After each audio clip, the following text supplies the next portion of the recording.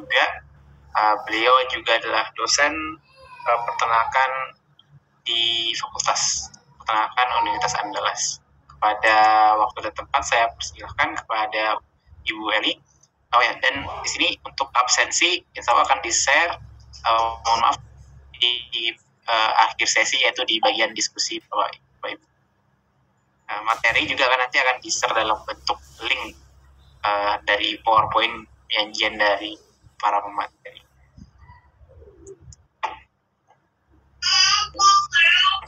Selamat sore. Iya Pak Bobi. Terima kasih Pak Bobi atas waktu dan kesempatannya. Baik, Bapak Ibu, Assalamualaikum warahmatullahi wabarakatuh. Saya sebenarnya menjelaskan singkat saja karena sudah sangat gamblang sekali dijelaskan oleh Ibu Dr. Dewi Hayati sama Pak Dr. Ferry tadinya bagaimana tips dan sistematika ada penulisan artikel ilmiah untuk dari kegiatan pengabdian masyarakat. Nah, saya di sini lebih ke di JWA-nya. Nah, saya lebih ke jurnal Warta Pengabdian Andalasnya sebenarnya yang ingin saya share. Begini Bapak Ibu, di LPPM itu ada, seperti udah singgung juga ya sama Pak Ferry, ada 3 jurnal yang menampung manuskrip berdasarkan dari kegiatan pengabdian masyarakat. 1 itu jurnal hilirisasi, 2 jurnal Nagari Membangun, kemudian yang 3 adalah jurnal Warta Pengabdian Andalas. Nah, ini bisa kita cek di website kami. Di website kami itu wartaandalas.lppm.unan.ac.id. Sudah ada ISSN-nya dan juga sudah ada ISSN online-nya. Nah, tentu di bawah koordinator Pak Uyung, kemudian Pak Bobi sendiri, Ibu Fitri Mailani, ini Pak Purnawan, kemudian ada Bu Weni, Pak Arif, dan saya sendiri Eli Ratni. Nah, jadi kami yang menggawangi jurnal Warta Pengabdian Andalas ini, lebih tepatnya itu ke urusan tertib administrasinya sebenarnya yang kita lakukan di balik layar jurnal Warta Pengabdian Andalas ini gitu. Nah, siapa orangnya? Ini yang saya sebutkan tadi, ada Ibu Weni Suryamurtius dari Fakultas Teknologi Pertanian, Pak Bobi sendiri dari FKEP, kemudian Pak Arif, Bu Fitri Mailani juga dari FKEP, dan Pak Purnawan ini dari farmasi. Nah, kalau tentang dari jurnal Warta Andalas ini, tentu ini jurnal artikel ilmiah, menampung artikel ilmiah yang di-manage oleh LPPM Universitas Andalas. Kemudian kita menerima manuskrip berdasarkan hasil kegiatan pengabdian masyarakat, baik di bidang life science maupun social science. Nah, kita publikasinya itu 4 kali dalam setahun. Cukup repot sih sebenarnya, sekali 3 bulan ya Pak Bobi ya. 3 bulan itu kita udah harus publish, sementara ini sudah antri lagi gitu. Itu setiap Maret, Juni, September, dan Desember. Nah, biasanya di September dan Desember ini kita kelimpahan manuskrip, tapi di Maret dan Juni, Maret apalagi itu sangat sulit sekali kami menerima mendapatkan manuskrip dari kegiatan pengabdian. Kenapa? Karena pada umumnya pendanaan pengabdian itu baru cair minimal ya di bulan April, Mei atau Juni, baik kebanyakannya malah sudah setelah Juli, Agustus gitu. Sehingga manuskrip itu baru ada banyaknya itu untuk September dan Desember. Namun ini terus akan kita maksimalkan bagaimana kami bisa memenuhi minimal 10 artikel per edisi.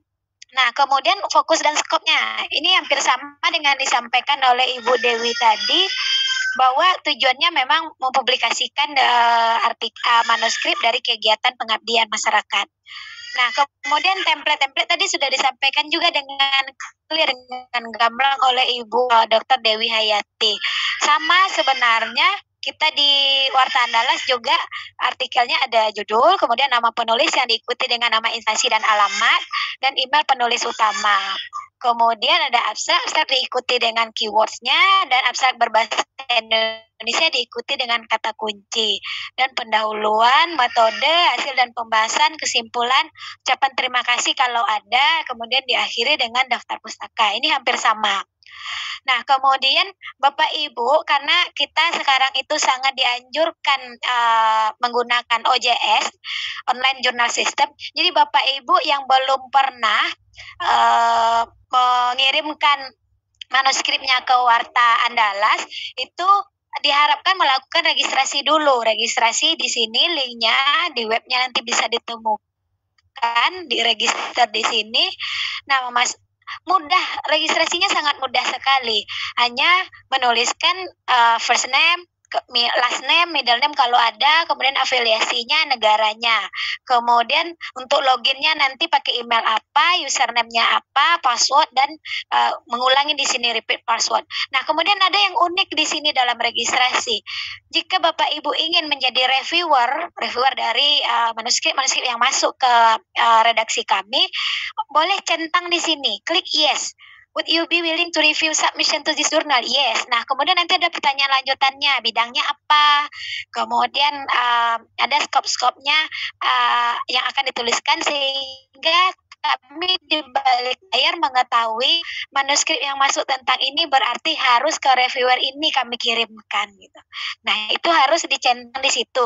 Tapi kalau seandainya tidak bersedia, ini tidak dibiarkan aja, tidak usah dicentang. Sampai hari ini kami temui sebenarnya tidak bersedia tapi mencentang. Setelah kami konfirmasi, Bu, ada masuk ke kami kalau bersedia di reviewer. Enggak, sebenarnya mungkin ini terklik yes di sini. Yes, request sebagai reviewer. Nah, kenapa? Karena kalau saya bersedia jadi reviewer, nanti kita di balik layar juga harus menyangkutkan nama Bapak Ibu sebagai reviewer di online journal system. Nah, kemudian ini dia yang saya katakan tadi. Kalau kami di ya seperti ini, contohnya tadi misalnya Ibu Dr. Dewi Hayati. Ini ada antriannya di sini. Jadi kami bisa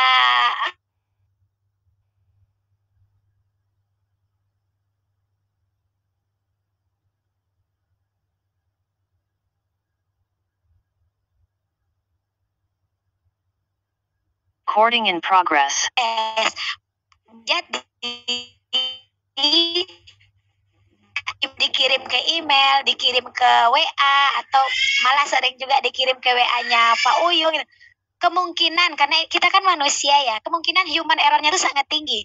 Mungkin lupa, tidak terbaca, tidak terdownload, atau tidak terekap di redaksi kami. Tapi jika semuanya melewati online journal system ini nggak bakal luput gitu, karena sudah terekod di sini semua. Mudah-mudahan kesalahan-kesalahan lupa ini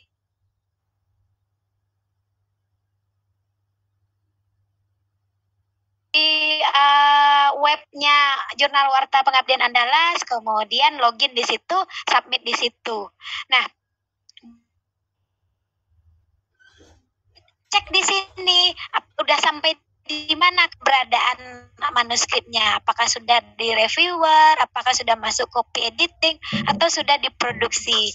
Bisa jadi sudah diproduksi, abstraknya sudah publish, tapi ininya full papernya belum publish. Nah, diproduksi ini berarti redaksi belum mengupload full papernya di sini gitu. Nah, penulis bisa lacak sendiri. Kemudian di sini mana dia? Nah, kalau sudah submit sekali dengan judul yang sama, kalau nanti ada revisi, ada menyempurnakan dari komentarnya reviewer, mohon Bapak Ibu jangan submit button, jangan klik new submission, tapi melanjutkan yang di sini, karena sudah statusnya sudah di reviewer, berarti uploadnya melanjutkan yang ini, sehingga kembali ke yang tadi, rekam jejaknya itu ada gitu. Kadang ya ini pernah terjadi kasus, saya sudah submit kok revisi terakhir, tapi kenapa belum dipublish juga? Ternyata Bapak Ibunya klik new submission, jadi kita belum ngeh kalau itu adalah lanjutannya gitu.